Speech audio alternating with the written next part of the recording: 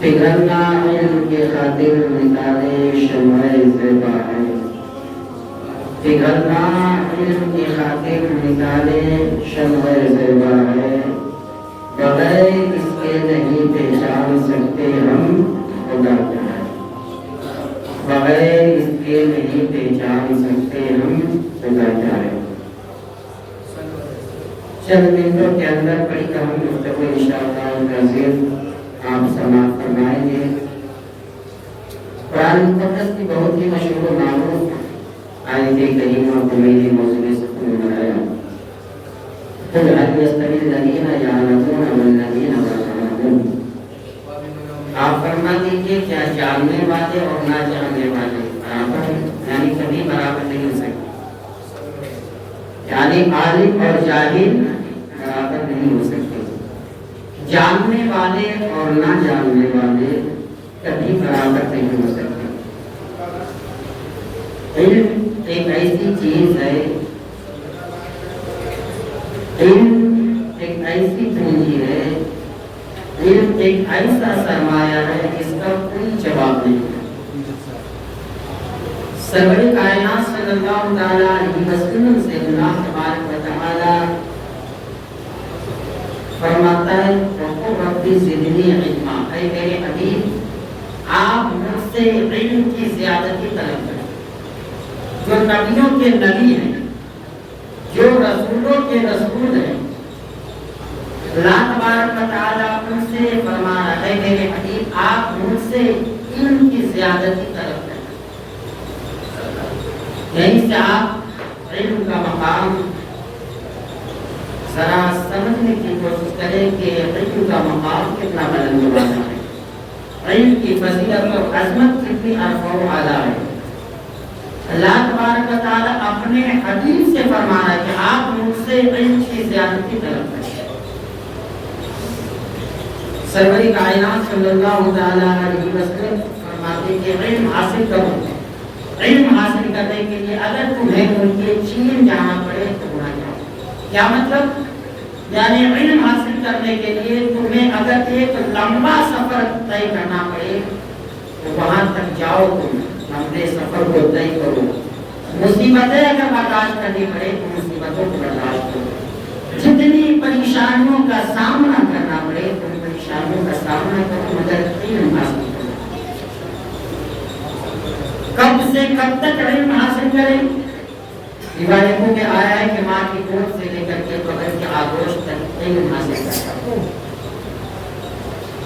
مگر آج افسوس سب افسوس، جس قوم کو مخاطب کر کے کہا گیا جس قوم کے پاس ساری چیزیں موجود ہیں، آج وہی قوم علم سے اس قدر دوری اختیار کی ہوئی ہے کہ ہر جگہ ذلیل و خوار رسوائی کا سامنا کرنا پڑتا ہے۔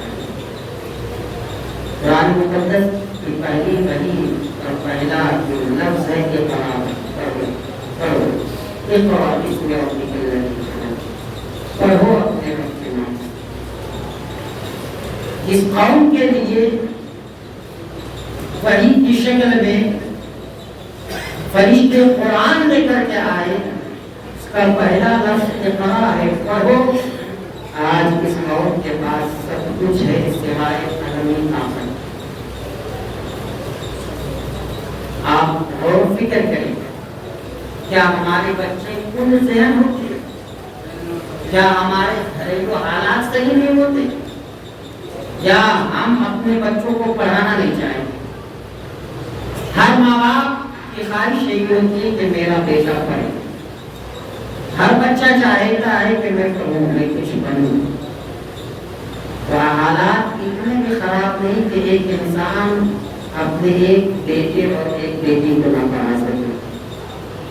اگر حالات سچ مچ میں خراب ہے تو ایک نہیں درجنوں لوگ مدد کرنے کے لیے تیار ہیں۔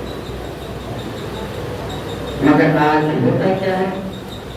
آپ اسکول وغیرہ کا جائزہ لیجیے، اگر آپ کا بچہ اسکول میں پڑھ رہا ہے 9 تک یا 10 تک، آپ اس کا رزلٹ دیکھیں، کسی بچے کا 80% ہے، کسی کا 75 ہے، کسی کا 90 95 ہے۔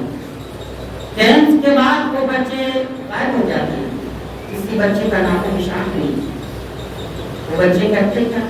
اب گلی میں بیٹھ کر کے کوئی ٹوپی کھیل رہا ہے، کوئی گیم کھیل رہا ہے، کوئی ادھر ادھر ٹائم پاس کر رہا ہے. کچھ دن کے بعد جب گھر والوں سے آپ پوچھیں گے کہ ایک تک آپ کا بچہ تو پڑھنے میں بہت تیز تھا، اسکول میں اپنے کلاس میں ٹاپ کرتا تھا، کلاس ٹاپر تھا، 85% تھا، 75% تھا، وہ آپ کا بیٹا ابھی کیا کر رہا ہے؟ کیا انجینئر بنا، ڈاکٹر بنا، وکیل بنا، کمشنر بنا، آپ کا بچہ کیا بنا؟ گھر والے جواب دیتے نہیں، کپڑے کی دکان میں کام کرتا ہے. کوئی کہتا ہے کہ فلاں جگہ پہ واچمین کا کام کر رہا ہے، کوئی کہتا ہے وہ سبزی بیچ رہا ہے، کوئی کہتا ہے وہ ناریل پانی بیچ رہا ہے، کوئی کہتا ہے وہ کھلونا بیچ رہا ہے، کوئی کہتا نہیں وہ وہیں گھوم رہا ہے. آخر جو بچے شروع سے لے کر کے 8-9 تک جو بچے اپنے کلاس میں ٹاپ رہتے ہیں، قوم مسلم کے بچے، وہ بچے کہاں جاتے ہیں؟ یہ افسوس کی بات. اور جب آواز آتی ہے کہ تم کہاں جا رہے ہیں، تم کہتے ہو کہ ہمیں پیچھے دھکیل دیا گیا، کوئی تمہیں پیچھے نہیں دھکیلا، خود ہی تم پیچھے رہتے ہیں. تمہارے پاس ساری چیزیں موجود ہیں، سارے سرمایہ موجود ہیں، پھر بھی تمہارے بچے اس انداز میں علم سے کوسوں دور ہو گئے ہیں کہ ان کے پاس نہ مالی طاقت ہے، نہ قلبی طاقت ہے، نہ زبانی طاقت ہے. اس کے پاس اگر کوئی قرآن کی گستاخی کرتا ہے تو زبانی طاقت تو ہے ہی نہیں کہ وہ کچھ جواب دے سکے، کچھ اس کے پاس علم ہے ہی نہیں کہ وہ جواب دے سکے. اگر کسی نے اس کے اوپر حملہ کیا تو اتنے ہتھیار بھی نہیں، ہتھیاری طاقت بھی نہیں، اس کے پاس کوئی اور طاقت بھی نہیں جو وہ ٹکرا سکے. تو ہمارے بچے اپاہج جو بنتے ہیں اس کے ذمہ دار کون ہے؟ آج اگر کوئی شکایت کرتا ہے کہ تمہارا بیٹا گلی میں بیٹھ کر کے مستی کر رہا ہے، گیم کھیلتا ہے، ادھر ادھر باتیں کرتا ہے، گھر والے بڑی آسانی کے ساتھ جواب دیتے ہیں ابھی بچپنا ہے تو لیکن میں سدھر جائے گا. کل وہی بچہ جب کسی لڑکی کے ساتھ خراب ہوتا ہے تب ماں باپ کا کلیجہ اس انداز میں پاش پاش ہوتا ہے. اب کسی پیر کے پاس، کسی بابا کے پاس، کسی امام کے پاس کہ میرا بیٹا فلاں کو لے کر کے بھاگ گیا، میرا بیٹا ادھر ادھر غائب ہے، نہیں مل رہا ہے، میرا بیٹا نہیں کما رہا ہے، میری بات نہیں سن رہا ہے.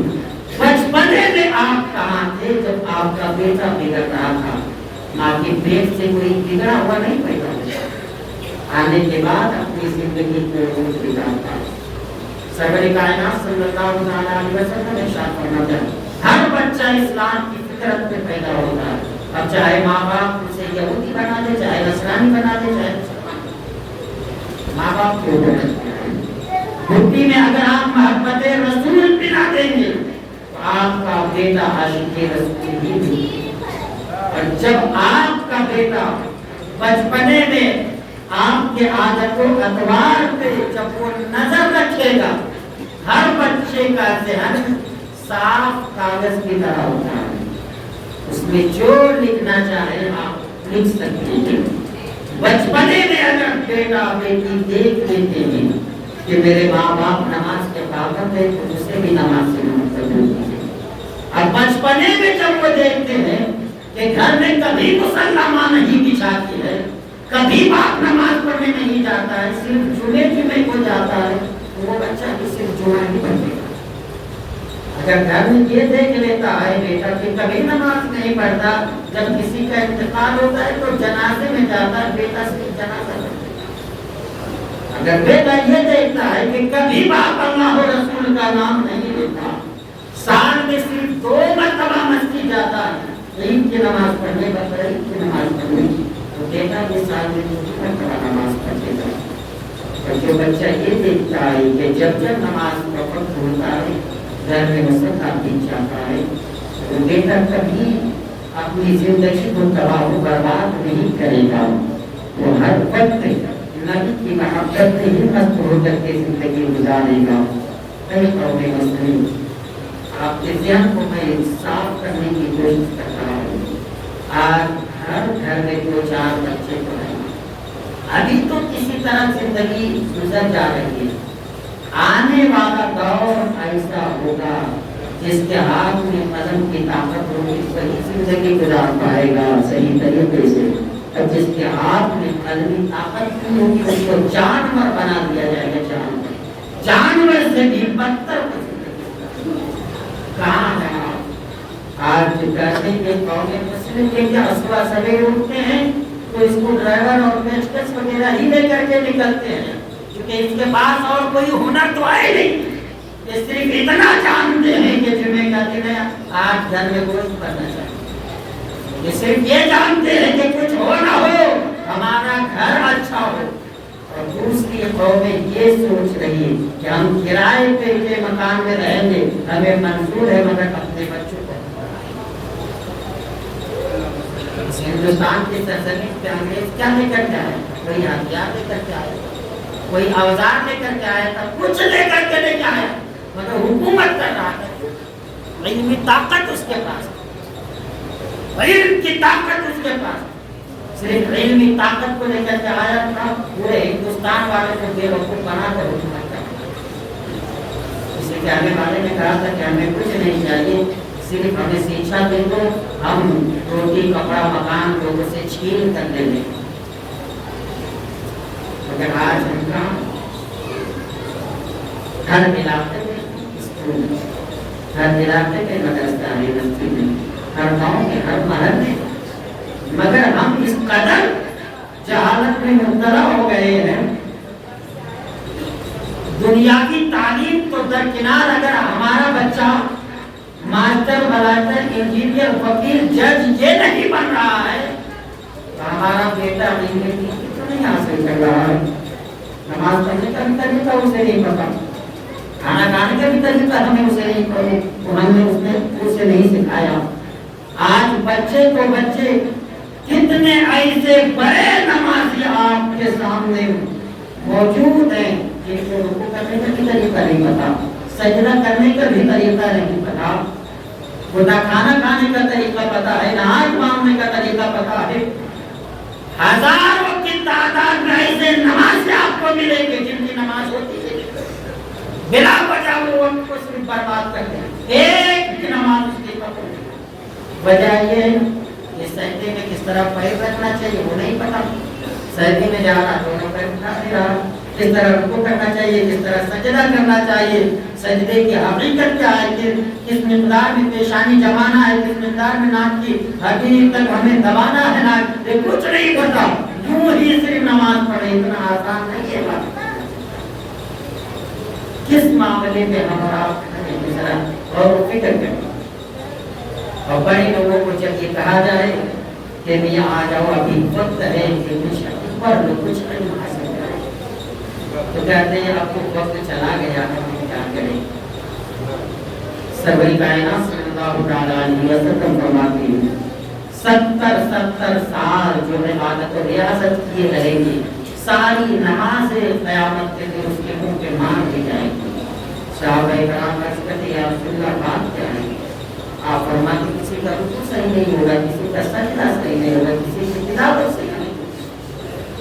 ہزاروں کی تعداد میں ایسے لوگ ملیں گے جنہیں سورہ فاتحہ پڑھنا نہیں آتا، جنہیں تلاوت صحیح سے کرنا نہیں آتا، قرآن مقدس صحیح سے پڑھنا نہیں آتا، نماز پڑھ رہے ہیں۔ آپ کسی بھی عالم سے کسی بھی چیز کا آپ پڑھ رہے ہیں، کیا اس کی نماز ہوتی ہے؟ کہ تلاوت صحیح نہیں، پڑھنا چاہیے کچھ تو پڑھ رہا ہے، کچھ روزہ شریف یاد ہے مگر درود کی ادائیگی صحیح سے نہیں کر رہا، الحمدللہ یاد ہے مگر صحیح سے پڑھ نہیں رہا، اس کی نماز ہو رہی ہے۔ سارے علماء یہی فتویٰ دیں گے کہ جب تک اس کے اندر سیکھنے کی صلاحیت ہے، جب تک وہ کوشش نہیں کر رہا تب تک رخصت ہے، اور یوں ہی جان بوجھ کر کے چھوڑ دے رہا تو ایک بھی نماز کہاں ہو۔ صرف جنے میں آنے کے بعد آپ یہ سوچیں گے کہ میرا بیڑا پار ہو جائے گا، تو اتنا آسان نہیں شریعت کی چیز۔ ہم یہ سوچیں گے کہ ہم گھریلو مسلمان ہیں، بیڑا پار ہو جائے گا تو اتنا آسان نہیں۔ آپ جائزہ دیں اپنے گھر کا۔ آج تو بڑے بڑے لوگ جانے لگے ہیں یہاں کہ ہم اور ابھی الگ نہ پڑھیں، ہم اور آپ رکوع کا طریقہ ہم سیکھیں، हम और सजदे करने का तरीका इस उम्र में हम सीखे।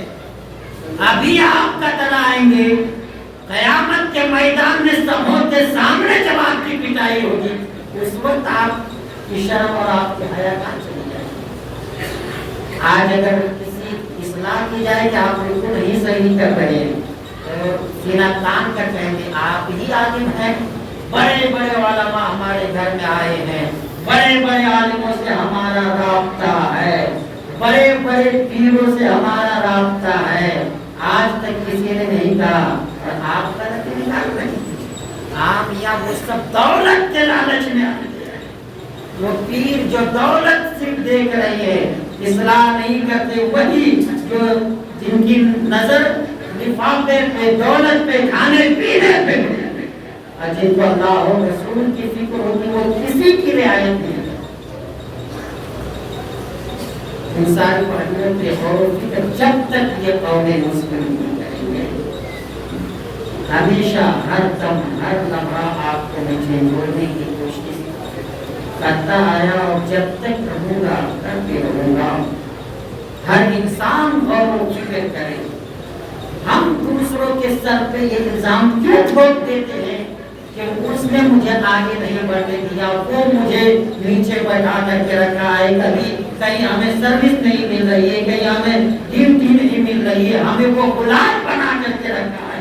कभी अपनी ईमान को झाँक कर तो देखो कि क्या हम उस लायक हैं जो हम सीना तान कर खड़े हो सकते हैं? हम उस लायक हैं हम सीना तान कर आंखों में आंखें डाल कर किसी गैर से गुफ्तगू कर सकते हैं? हमारे अंदर तो इतनी भी ताकत नहीं कि हमारी शरीयत के ऊपर कोई हमला करे, हमारे कुरान के खिलाफ कोई बोले, हमारे आका जनाब मोहम्मद रसूलुल्लाह सल्लल्लाहु अलैहि वसल्लम की शान में गुस्ताखी कोई करे, तो हमारे अंदर इतना भी इल्म नहीं कि हम उसका जवाब दे सकें। फिर सिर्फ हम नाम के मुसलमान हैं, काम के मुसलमान नहीं। डॉक्टर इकबाल ने कहा था, शोर है कि हो गए दुनिया से मुसलमान नाबूद। हम ये कहते हैं थे भी कहीं मुस्लिम मौजूद या सिर्फ नाम के थे। आज एक नेता इलेक्शन के टाइम पे सिर्फ 1,000 अगर लोगों को दे दें तो उसके पीछे सब जानवर की तरफ है। जब जब वो बुलाता है उसके आगे पीछे जाते हैं, उसकी आवाज में लपट करते हैं, रात में 3 में चक्कर लगाते हैं। 1,000 रुपया देने का ये फायदा। तभी आपने गौर फिक्र किया कि वो परवरदिगार आलम जब से हमें पैदा किया तब से अभी तक हमें कितनी दौलतों के अंबार लगा दी, कितनी चीजें हमें अता किया उसने देखा है ना। और उसकी इबादत और रियाजत किस अंदाज में करनी चाहिए, उतना तक भी हमने इल्म हासिल नहीं किया, उतना भी हम नहीं पढ़े, इतना भी हमने नहीं जाना कि उसकी इबादत और रियाजत कैसे करनी चाहिए। फरमाते मन अरफा नफ्सहु फक़द अरफा रब्बहु, जिसने अपने आप को पहचान लिया उसने रब को पहचान लिया। हम अपने आप को भी नहीं पहचान सकते, इतना आसान है उस रब को पहचानना। मन अरफा नफ्सहु फक़द अरफा रब्बहु, जिसने अपने आप को पहचान लिया उसने रब को पहचान लिया। अपने आप को पहचानने का मतलब क्या है? एक इंसान अपने आप को पहचाने कि हमारी हैसियत क्या है, हम कहाँ थे, अभी कहाँ हैं, फिर कहाँ जाएंगे। अपने औकात को देखे, अपनी हैसियत को देखे, एक इंसान अपने आप को पहचाने, अपने रब को पहचान देगा। ऐ इंसान और फिक्र करो, हर लम्हे पे, हर दौर पे अपनी जिंदगी को खुद ही देखो, अपने सामने और फिक्र करो कि हमें कहाँ रहना चाहिए और हम कहाँ जा रहे हैं।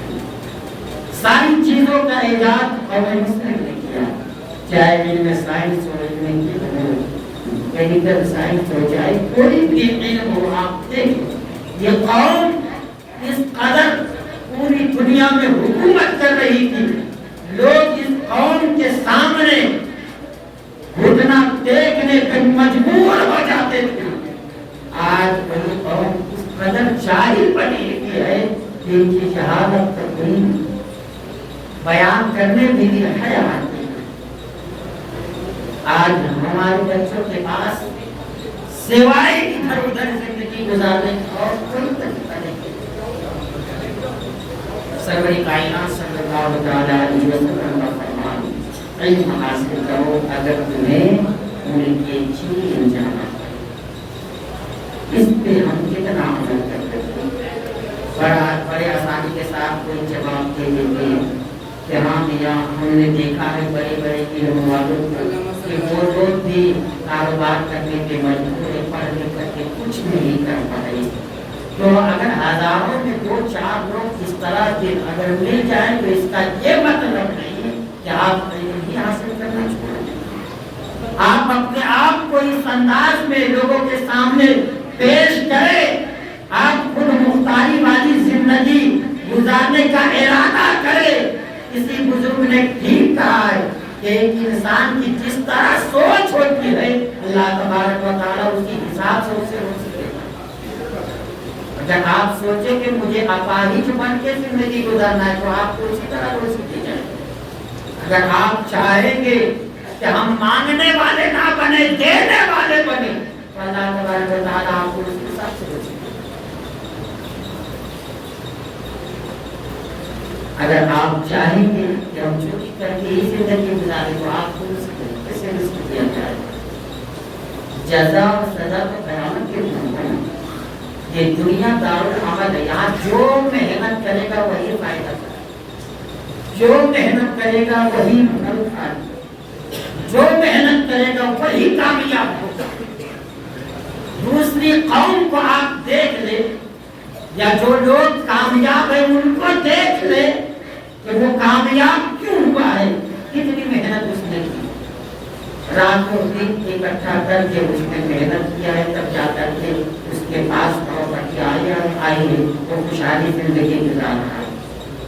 कुछ लोग हैं जो मेहनत रातों दिन इस अंदाज में कर रहे हैं कि उसे इतनी भी तमीज नहीं कि हलाल और हराम का फर्क कर सके। तो इस तरह से भी आपको दौलत नहीं हासिल करनी है और इस अंदाज में आपको बैठकर जिंदगी भी नहीं गुजारनी है कि सिर्फ आप इबादत और रियाजत ही करते रहे।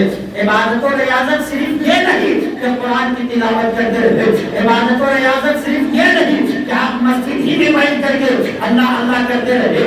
नहीं नहीं, अगर आप दुनिया के कामों में मसरूफ है, अगर आप जिक्र में मसरूफ है, ज़बान आपकी चल रही है, कभी दुरूद पाक कर रहे हैं, कभी तस्बीह गिन रहे हैं, आप चाहे गाड़ी चलाए, चाहे दूसरा काम करे, चाहे तिजारत करे, अगर ज़बान पे जिक्र खुदा जिक्र मुस्तफा है तो पूरा दिन आपका नाम ज़ाकिरीन में लिखा है।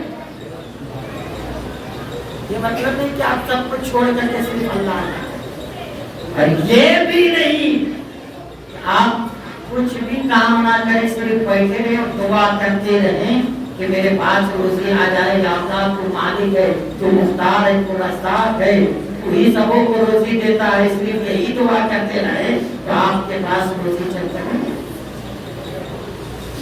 किसी जाहिल शख्स ने पूछा था मैं एक आदमी से कि ये बताइए मेरे खेत में अगर गधा चला जाए धान के खेत में और धान खाना शुरू कर दे तो हम कुरान शरीफ लेकर के बैठ जाएं और तिलावत करके दुआ करेंगे तो वो गधा भाग जाएगा?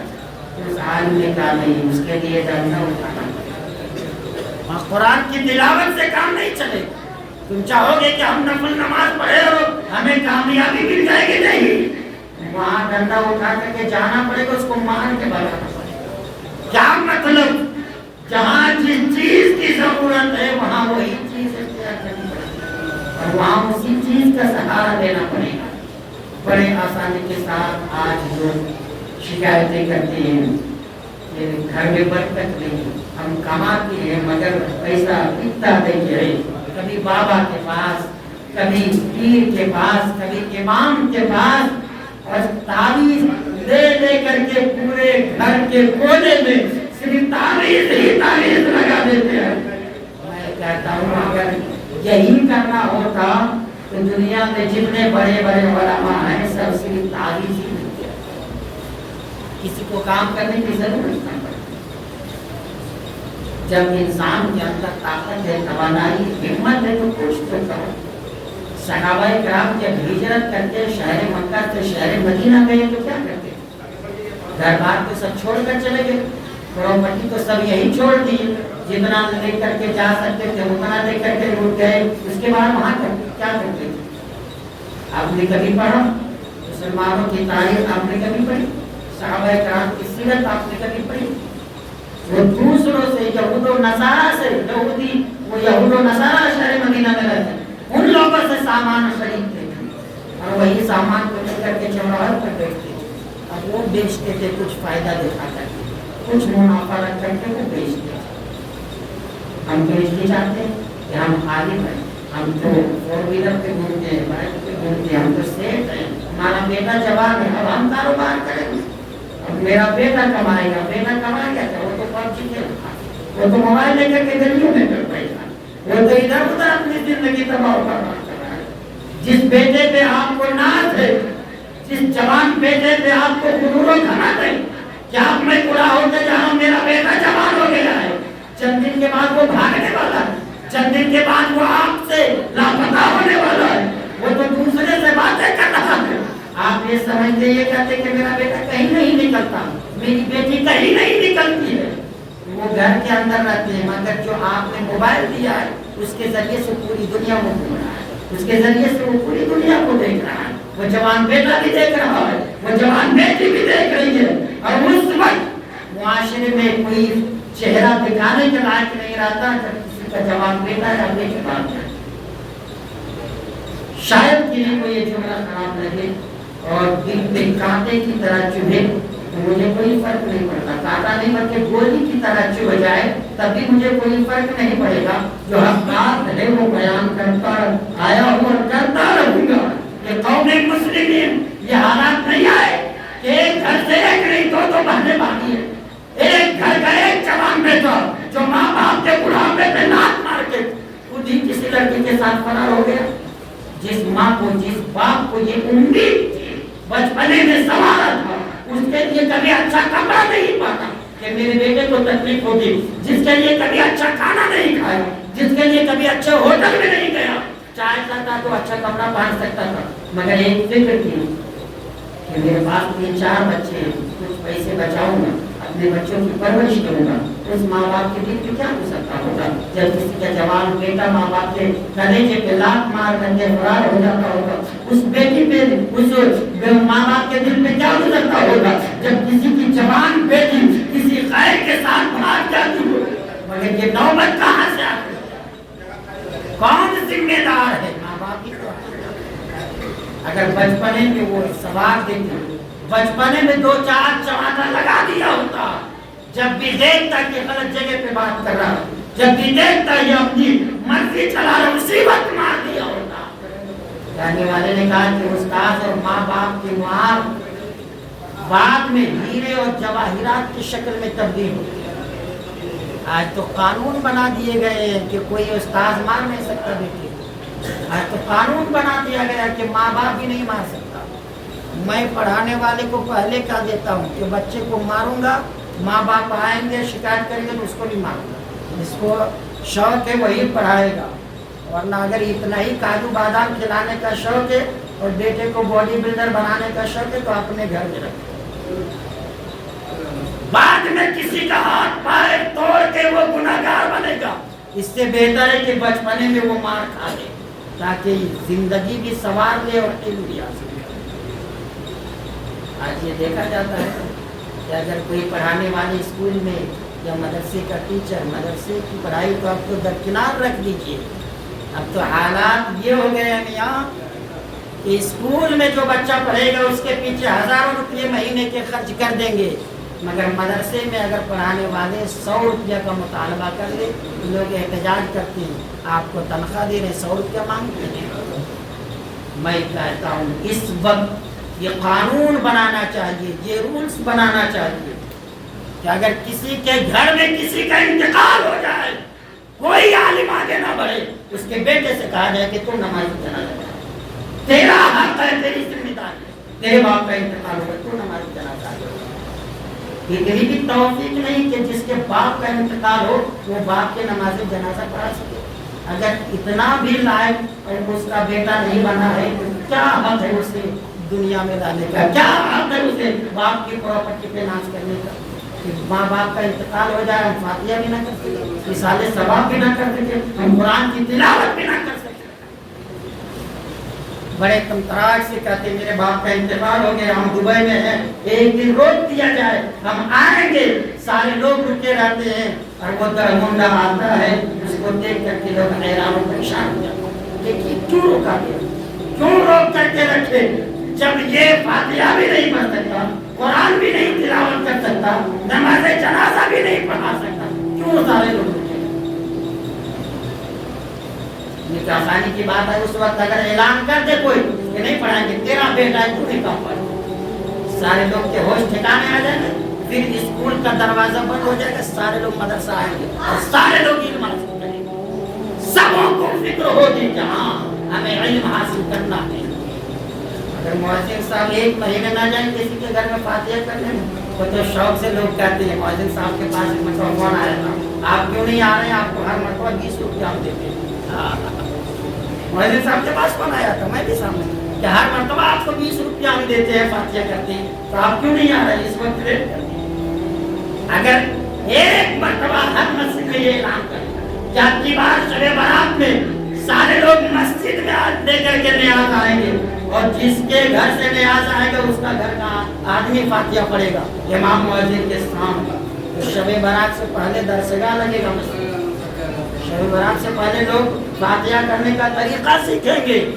अभी अगर कह दूं कि जमात खड़ी होने से पहले सबों का रुकू सजदा देखूंगा तब नमाज पढ़ाऊंगा, फिर होश ठिकाने आ जाएंगे, फिर जुमेरात को ही आ जाएंगे कि कल जुमा में रुसवा मत कीजिएगा, आज भी देखिए। मगर ये हर जगह का माहौल अगर होगा तो एक जगह से ऐलान कोई करे तो उसकी जिंदगी का तो खैर नहीं। बहरहाल मेरा काम है हर बात आप तक पहुंचा देना, मानना ना मानना आपका काम है। पुराने मुक़द्दस में आया है कि एक इंसान की जिम्मेदारी यही, अम्बिया और मुरसलीन की जिम्मेदारी यही कि हर बात लोगों तक पहुंचा देना। अब चाहे लोग जहन्नमी बने या जन्नती बने, इन लोगों के इख्तियार में है, इसलिए सीना तान कर कहते हैं मेरा काम है हर बात आप तक पहुंचा देना। आप चाहे अपनी जिंदगी संवार सकते हैं, चाहे तो अपनी जिंदगी पे खुद ही उधारी मार सकते हैं।